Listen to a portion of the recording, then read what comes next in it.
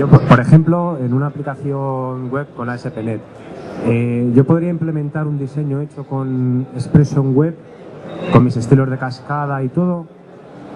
¿Hay alguna opción de importarlo o algo así? Es que no tienes que importar, es lo bueno. De hecho, Expression Web salió para complementar a Visual Studio 2005, bueno, y posteriores, para que los diseñadores pudieran trabajar con páginas ASPX que llevan... Porque, ¿cuál era el problema? El problema era que tú hacías una página ASPX chulísima como diseñador, pero no tenías los controles ASP, pues no tenías formas de meterlos. O al revés, el programador hacía una página que tenía todos los controles que tenía que tener y era horrenda y tenía que dársela al diseñador, ¿no? Entonces el diseñador le llegaba a un punto SPX y no era capaz, entonces podía abrirlo con un editor pero tocar el HTML, pero claro, le aparecían etiquetas que no eran HTML, como pues ASP dos puntos con controles de usuario, todo eso, ¿no? Entonces el problema es que no se entendían, ¿no? Entonces Expression Web abre las páginas SPX y tiene todos los controles que tiene ASP.NET, con lo cual te los visualiza y el diseñador puede trabajar con lo mismo que está trabajando el desarrollador sin necesidad de tener un Visual Studio, que es la idea, ¿no? Entonces tú lo único que tienes que hacer es pasarle el proyecto, lo abren y trabajan sobre él. Mientras no se cargue ningún control, todo va a ir bien, ¿no? O sea, que puede tocar el SPX y luego dármela a mí otra vez y yo volver a cargarlo, digamos. Claro, no, tú lo fichero por otro y ya Aparte, está. te digo más, ten en cuenta que las páginas están implementadas con clases parciales porque tú tienes por un lado el punto SPX que tiene marcado HTML y controles y tal, y por otro tienes el código. Entonces tú no le tienes que dar el código, tú le das solo la interfaz. Incluso en casos extremos de buena comunicación y buen rollo entre especies, le podrías decir, mira, yo me voy encargando de la parte de código y tú vete diseñando la interfaz y nos ponemos de acuerdo en los controles que tiene que llevar. Tiene que llevar tantos cuadros de texto, un desplegable, un calendario, un no sé qué, y él podría hacerte la interfaz con los controles de Visual Studio.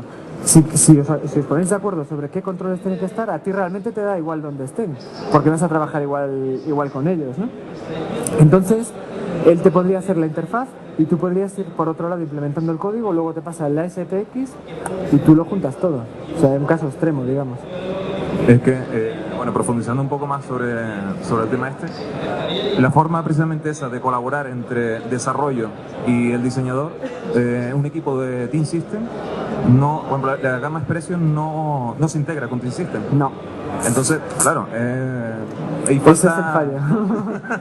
Sí, no, cuando estás usando Team System Expression, que yo sepa, salvo que hayan sacado algo últimamente, un add-in o algo que lo dudo, no se integra con Team System. Hombre, tendría que de alguna manera el diseñador desproteger, o sea, obtener última versión a disco, pues con una versión Visual Studio Team System cualquiera, ¿no? Sí, se lo pasas al diseñador, o con algún cliente escribes, hecho por alguno y después... Sí, luego te lo sobreescribes y lo mandas otra vez al repositorio y ya está. Seguramente la próxima versión de Visual Studio saldrá un nuevo rol, que será el desarrollador. Probablemente, a mí me pega, no lo sé, pero tengo la sospecha de que están haciendo algo ya en ese sentido. Porque ya veis la caña que le están dando a Team System y cada vez meten más herramientas. Y en fin, yo creo, hombre, sí, desde luego es interesante. Hombre, tú si tienes una carpeta en disco y le das acceso al diseñador, puede escribir encima y luego tú... Pero...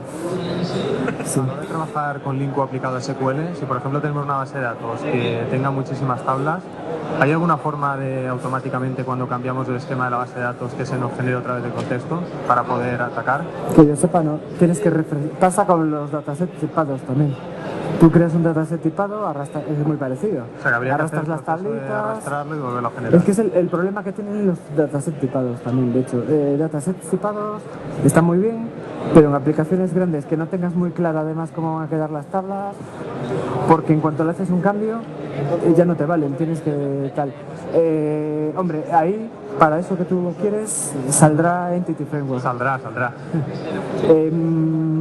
Bueno, yo no puedo decir fechas exactas, pero te digo yo que más o menos para julio, agosto, como mucho, lo Pero, por tendremos. ejemplo, si no quisiéramos usar Entity Framework porque ya hubiéramos desarrollado nuestro propio framework y fuera muy costoso el cambiarlo, a la hora de aplicar Linku a base de datos, ¿qué crees que sería mejor? ¿Crear diferentes zonas en la base de datos, por decirlo de alguna forma? ¿Cómo? Crear, Es que no te diferentes, digo bien, pero sí. crear diferentes zonas, o sea, coger la base de datos, segmentarla en varias regiones y crear diferentes contextos para cada una de esas regiones, ¿o no? Hombre, es que te devuelvo a lo de antes, es como los Es lo mismo, datasets ¿no? tipados. Vale. Yo los datasets tipados, si tienes necesidades distintas, yo incluso cosas que hago a veces con datasets tipados y lo mismo con LinkU, es tengo un dataset tipado o un DBML para las consultas habituales CRUD de lectura, o sea, recuperar, actualizar, borrar, tal. Y luego para consultas concretas que además involucran varias tablas, que haces joins y toda la historia, otro específico, consultivo la data y tal. Pero el problema de eso es que como el modelo de datos lo cambies mucho y tal, es ¿qué es esto con perdón? Mantenerlo. Ya, Entonces ahí yo me iría más a las consultas hechas más a mano. SQL, vale.